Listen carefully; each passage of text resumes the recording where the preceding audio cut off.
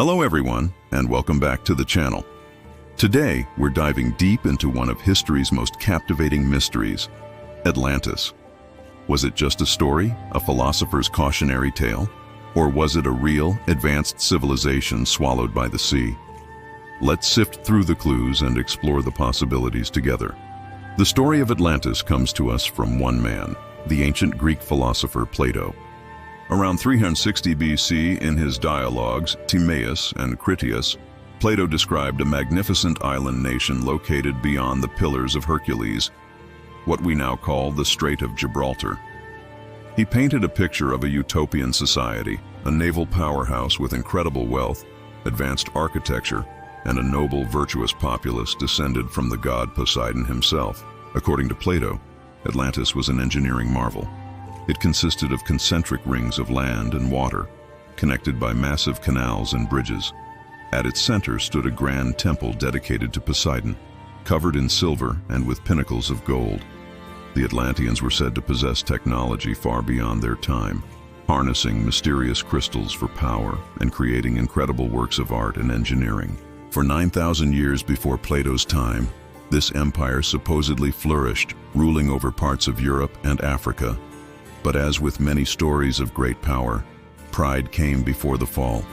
Plato tells us the Atlanteans became corrupt, filled with greed and hubris. Their divine nature weakened, and they set out on a campaign of aggressive expansion. Angered by their impiety, the gods turned against them.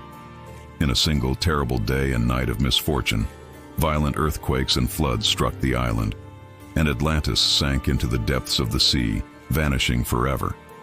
So the big question is, was Plato telling a true story passed down through generations, or was he creating a fictional allegory? For centuries, most scholars believed it was the latter. They argue that Plato invented Atlantis as a thought experiment, a way to explore themes of ideal societies, divine justice, and the dangers of imperial ambition. The story of a perfect state corrupted by power, which is then destroyed by the gods, serves as a powerful moral lesson, a classic Athenian cautionary tale. The fact that the story appears nowhere else in ancient Greek literature before Plato certainly supports this idea. However, that hasn't stopped generations of explorers, historians, and enthusiasts from searching for a real physical Atlantis. The allure of a lost golden city is just too strong. And this is where things get really interesting. If Atlantis wasn't just a myth, where could it have been? One of the most popular and compelling theories points to the Greek island of Santorini, which is actually the modern name for the island of Thera. Around 1600 BC, Thera was home to the highly advanced Minoan civilization. Then, a volcanic eruption of cataclysmic scale occurred, one of the largest in human history. The eruption blew the center of the island apart, creating the water-filled caldera we see today. It triggered massive tsunamis that would have devastated coastal communities across the Aegean Sea, including the main Minoan centers on the island of Crete. The parallels are striking. A powerful island civilization, masters of the sea, suddenly wiped out by a natural disaster. The date doesn't quite match Plato's 9,000 years ago, but some suggest there might have been a translation error from Egyptian to Greek, confusing $9,000 with 900. Which would place the event much closer to the time of the Minoan collapse. The circular shape of the Santorini caldera even echoes Plato's description of the concentric rings of Atlantis. Could the memory of this real traumatic event have been passed down for over 1,000 years, eventually evolving into the story Plato recorded? It's a very plausible theory, but Santorini is far from the only candidate. The search for Atlantis has become a global quest. Some researchers have looked near the Bimini Islands in the Bahamas, where underwater rock formations known as the Bimini Road have been suggested as remnants of Atlantean walls or roads. However, geologists overwhelmingly agree that these are natural beach rock formations, not man-made structures. Other theories place Atlantis in more surprising locations. Some have suggested it was in the Atlantic, near the Azores Islands, which sit atop the mid-Atlantic ridge. The idea is that a landmass there could have sunk due to tectonic activity. Others have pointed to Spain, specifically the marshlands of Doñana National Park. Satellite imagery revealed strange rectangular shapes and circular patterns buried beneath the marsh, leading some archaeologists to believe they had found the memorial city of Atlantis, which was later wiped out by a tsunami. Research there is ongoing, but so far no definitive proof has been found. There are even more exotic theories.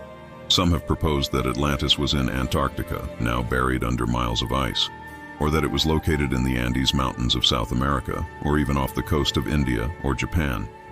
Each theory tries to match local geography and archaeological findings with Plato's descriptions, but so far none have produced that undeniable smoking gun, a sunken temple, an inscription with the name Atlantis, or technology that is clearly out of place.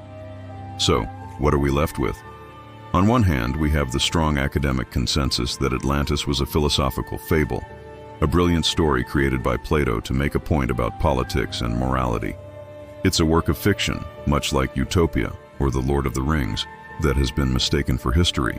On the other hand, we have the tantalizing possibility that Plato's story was based on a kernel of truth, a distant, distorted memory of a real Bronze Age catastrophe, like the destruction of Minoan Thera.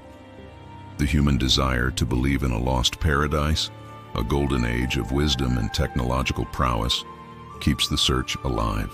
The legend of Atlantis speaks to our fascination with the unknown and our hope that there are still great discoveries waiting to be made beneath the waves. Ultimately, whether Atlantis was real or not, its legacy is undeniable.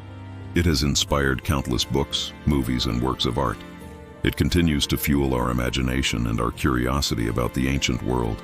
It reminds us that history is full of mysteries and that our own civilizations, no matter how powerful they seem, can be fragile in the face of nature's power. What do you think? Was Atlantis a real place, or is it destined to remain a powerful myth? Let me know your theories in the comments below. I'd love to hear what you think, and if you enjoyed this journey into the unknown, please give this video a thumbs up and subscribe to the channel for more explorations into history's greatest mysteries. Thanks for watching, and I'll see you in the next video.